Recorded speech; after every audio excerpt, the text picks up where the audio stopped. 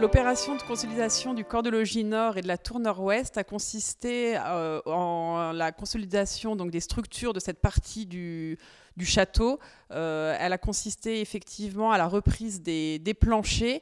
En parallèle à ça, ça a permis aussi de reprendre tout ce qui était électricité sur cette partie du monument et de revoir tout ce qui était éclairage sur cette aile du bâtiment. Dans ce contexte, les planchers ont donc été totalement repris par un système en fait, de structure plancher bois. En accompagnement de ces travaux, il y a eu un gros suivi sur les peintures pour s'assurer qu'il n'y ait pas de désordre sur ces peintures. Ces travaux ont donc permis de conserver ce patrimoine exceptionnel.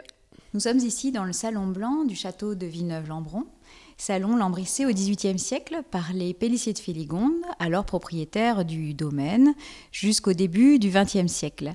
Ce salon a été remeublé et nous avons pu acquérir, ce qui est assez rare et exceptionnel, une suite de portraits représentant les principaux membres de la famille Pélissier de Féligonde, portraits peints en France à la fin du XVIIe siècle et au début du XVIIIe siècle, portraits qui provenaient précisément de ce salon de compagnie que nous connaissions par photographie.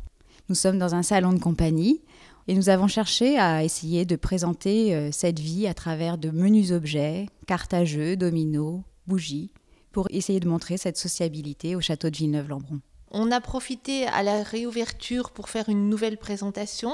Les salles sont enrichies de nouveaux objets, de nouveaux mobiliers, ce qui va permettre de présenter au public différentes choses, des visites à thème, des ateliers pour les enfants.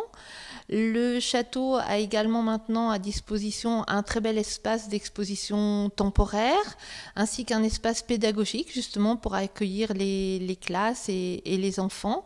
On propose désormais au public une offre élargie de visites et d'animations tout au long de l'année.